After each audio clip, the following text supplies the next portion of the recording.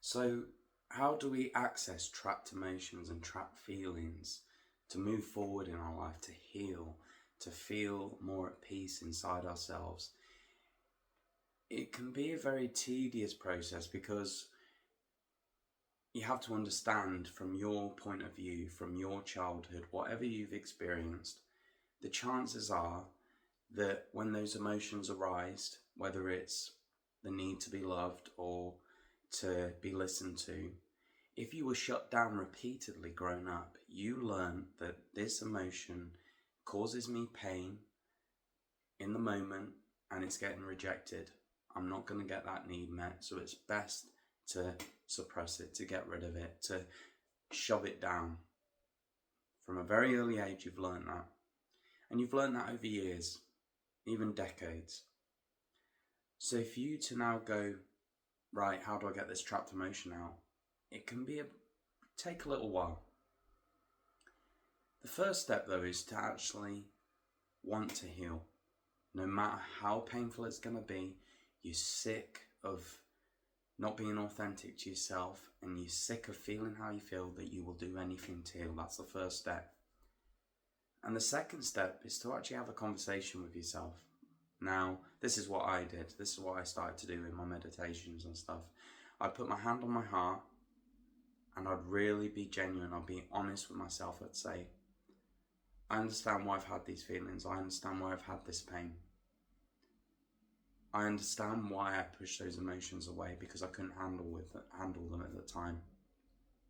I was just a kid. I couldn't move out. I couldn't establish myself as a person.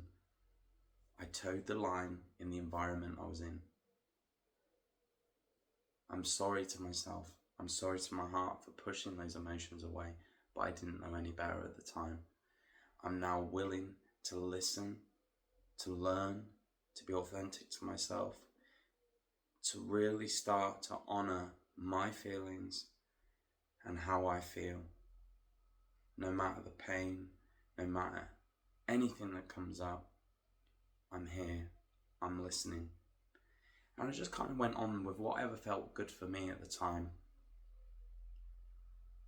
And slowly but surely, little feelings would come up. And my immediate reaction, if I wasn't being conscious, was to distract myself, to get stressed.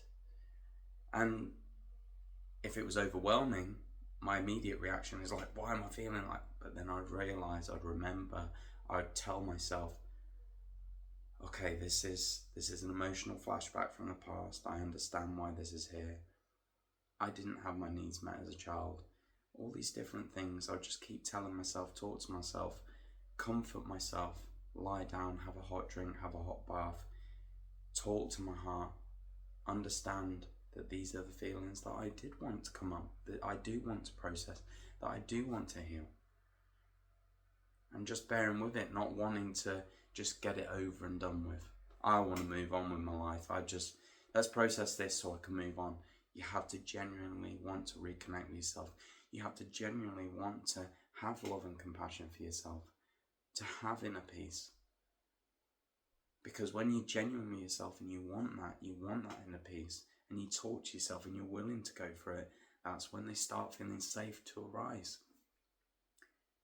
If you think about it, if you're a child and you don't feel safe, and you don't feel safe expressing those emotions for, say, 20 years, the first 20 years of your life, 30 years, 40 years, can go on for a long time. If you've not felt safe for your whole life, why would you go, I want to heal now, let's get this over and done with, let's express these emotions? It takes time for that inner child to feel safe to come out. You have to encourage it. You have to be genuine with yourself. I remember when I first started sitting with myself, say I was stressed, I was angry, or I was, to be honest, initially, I didn't know how I felt in many situations. My girlfriend would go, I don't know how, let's say we've had a bicker or something, she's like, how do you feel about it? And I go, I don't know.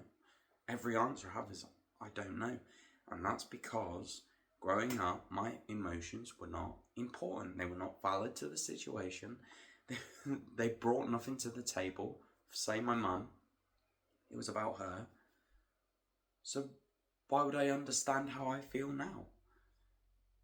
If I'm in a confrontational situation with my partner and we're trying to address something and it's uncomfortable, me growing up was to people please, see their point of view only, and dismiss myself.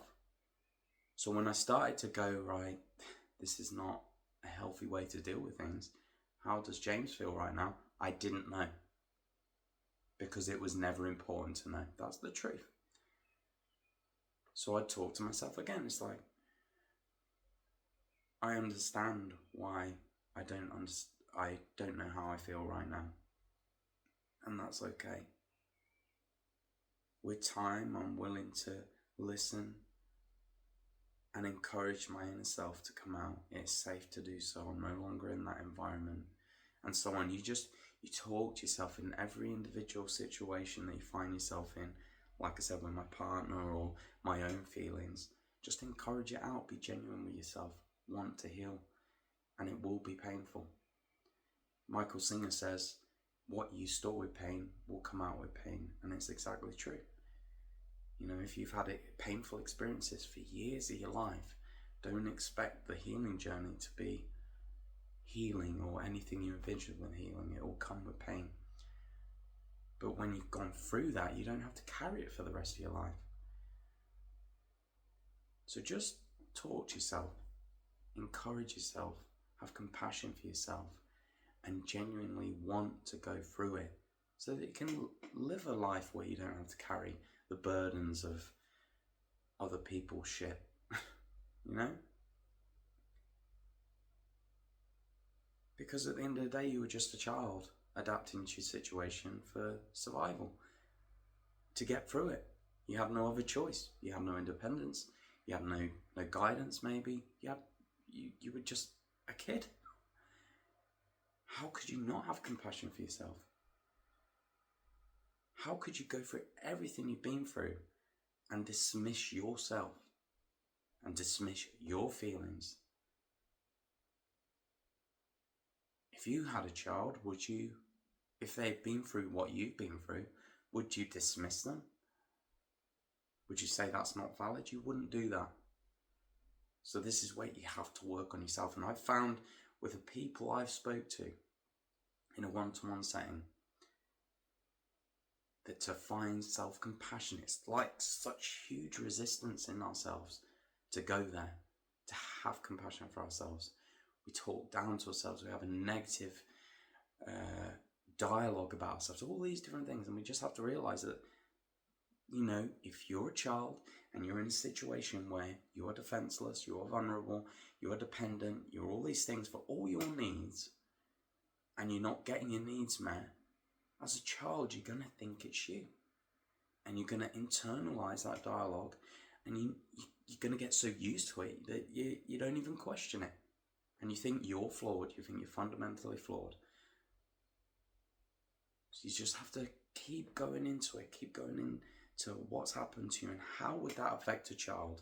If you can't find compassion for yourself, think about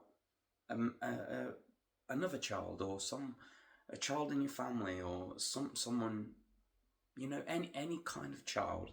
Picture them going through that situation and understand that if they're having addictions and they've been through something, they're trying to self-soothe. You know, you just got to build that compassion with a child, with a childlike state. I'm not going to lie, I mean, I find it very difficult to get to that place. It took time. If I go back to 2012, when I first started on this emotional healing journey, and I heard about self-affirmations and stuff, going in the mirror saying, I love you, I could not do it. I hated myself.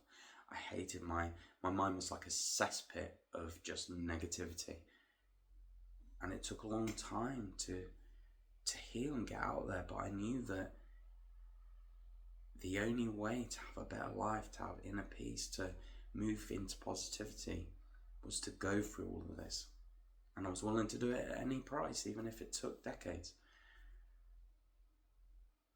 I think that answers the question. How do you begin to heal? You have to start listening to yourself. And at first, if you feel nothing, be okay with feeling nothing. Talk to yourself and say, I understand why I feel nothing. I was never validated. No one cared. So why would I learn to care about myself if no one else cared? You wouldn't. And that's okay. And then you just start feeling these feelings coming up. Your inner child will start to feel okay to come. If you just visualize them in a cupboard, just slightly opening the door, seeing if it's safe to come out. And you say, I understand why you're in that cupboard. I understand why you've blocked those emotions away. I understand everything. It's okay. If you want to stay in there, that's okay. I'll be ready when you want to come out. And I tell you what, those feelings are going to start surfacing. And when they start surfacing and you get more genuine with yourself and you start to really care for yourself, that door's going to fly open and these feelings are going to hit you hard. And when that hits you hard, you have to hold on to something. You have to keep telling yourself, these are the emotions of the past waving over me. And I'm willing to go through them. I understand why they're there. I understand the hurt. I understand the pain. It makes so much sense why I've been the way I am, if that has been my foundation. You know, a quick analogy before I leave you. I know I love going on about this topic, but if you built a house, you didn't bother with the foundation. You thought, I can't be doing that. I haven't got time for that.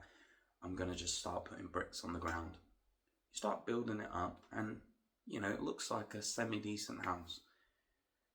And people are looking at it going, that's a functional house. Yeah, he's done all right there. He's obviously put together. But then, slowly but surely, things start falling apart and it sinks into the ground and, you know, it just starts failing.